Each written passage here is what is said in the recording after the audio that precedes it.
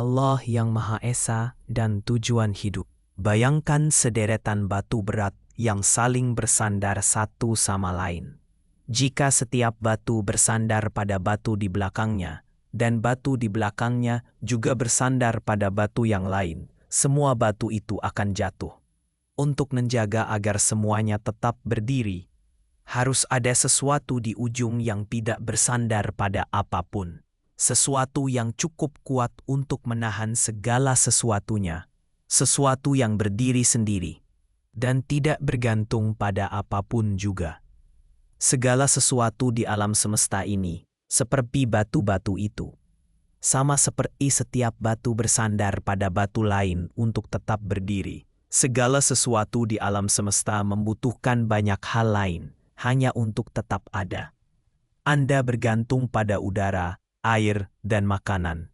Makanan bergantung pada tanah, hujan, dan matahari. Matahari bergantung pada hukum-hukum fisika. Kemanapun Anda melihat, satu hal bergantung pada beberapa hal lainnya. Sains menjelaskan hubungan-hubungan ini dengan sangat baik. Sains memberitahu kita bagaimana satu hal bergantung pada hal lainnya. Namun sains tidak menjelaskan mengapa barisan batu tersebut berdiri tegap sejak awal. Sains tidak menjawab pertanyaan apa yang cukup kuat untuk menahan segala sesuatunya. Untuk memahami hal itu, kita harus melihat melampaui rantai hal-hal yang saling bergantung itu. Pasti ada suatu wujud yang menopang segalanya, tetapi tidak bersandar dan tidak bergantung pada apapun juga. Wujud yang menopang segala sesuatu, tetapi tidak ditopang oleh apapun, itulah yang kita sebut Allah yang Maha Kuasa. Tujuan hidup, maka Allah yang Maha Kuasa menciptakan kita dan segala sesuatu di sekeliling kita. Jika kita melihat sekeliling, kita melihat bahwa segala sesuatu memiliki tujuan yang jelas. Matahari menghangatkan bumi dan mengangkat air ke langit, membentuk awan. Angin menggerakkan awan, hujan dari awan membuat tanaman tumbuh. Tanaman dan hewan menyediakan makanan bagi manusia. Tidak ada satupun di alam semesta yang terlihat acak atau tanpa tujuan. Ketika benda mati pun memiliki tujuan, muncul sebuah pertanyaan logis. Mengapa Allah yang Maha Kuasa menciptakan manusia, yang jelas memiliki tingkat kecerdasan dan kesadaran tertinggi?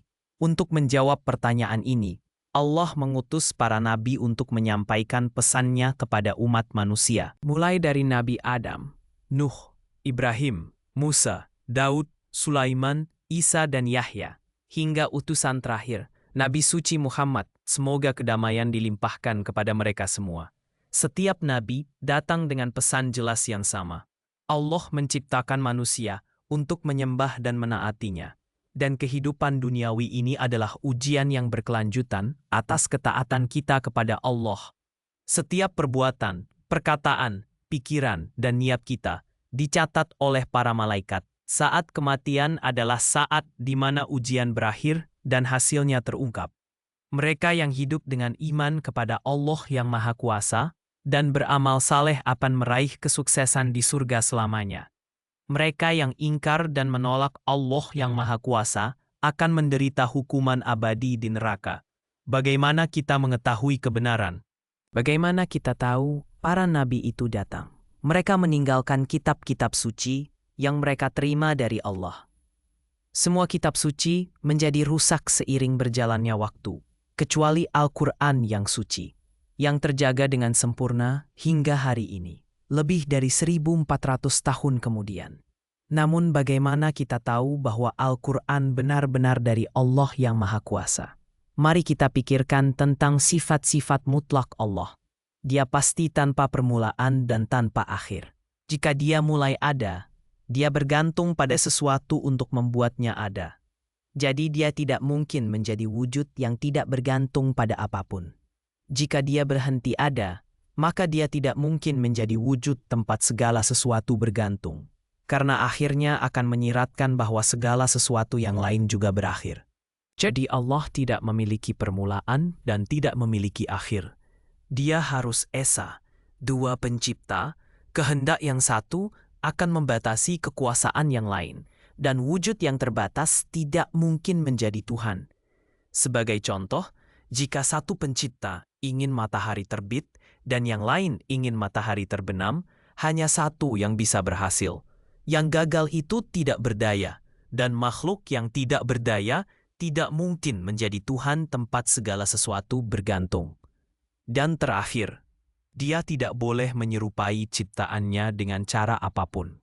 Jika dia menyerupai ciptaannya, dia akan menjadi bergantung sama seperti mereka, dan dia tidak mungkin menjadi wujud tempat semua orang bergantung. Sekarang, tanyakan pada diri Anda, dari semua Tuhan yang disembah orang, mana yang sesuai dengan kriteria logis ini? Dialah Allah yang mengirimkan Al-Quran yang suci. Dalam bab 112 Allah berfirman, "Katakanlah dialah Allah yang Maha Esa. Allah Maha berdiri sendiri. Dia tidak beranak dan tidak pula diperanakan. Dan tidak ada sesuatu pun yang setara dengan Dia. Satu Tuhan, tidak membutuhkan apapun. Segala sesuatu membutuhkannya. Abadi, tidak punya anak, tidak punya bapa, sepenuhnya berbeda dari ciptaan. Tidak ada sekutu, tidak ada tandingan." Al-Quran menggambarkan Allah persis sebagaimana logika menuntut keberadaannya. Ini bukan kebetulan. Ini adalah bukti bahwa Al-Quran yang suci memang benar-benar kitab yang dikirim oleh pencipta alam semesta, Allah yang Maha Kuasa. Undangan. Jadi kami mengundang Anda kepada Islam, kepada penyembahan Tuhan sejati yang menciptakan langit, bumi, dan segala sesuatu yang ada. Untuk masuk Islam, cukup ucapkan dengan tulus, "Aku bersaksi bahwa tidak ada Tuhan yang berhak disembah selain Allah. Dan aku bersaksi bahwa Muhammad adalah utusan Allah. Asyhadu an la ilaha illallah wa asyhadu anna Muhammadan Rasulullah." Jika kami salah, Anda kehilangan 3 menit. Jika kami benar, Anda kehilangan segalanya. Di kehidupan akhirat yang tak berakhir dengan berpaling, pintu menuju kebahagiaan abadi terbuka lebar. Akankah Anda melangkah masuk?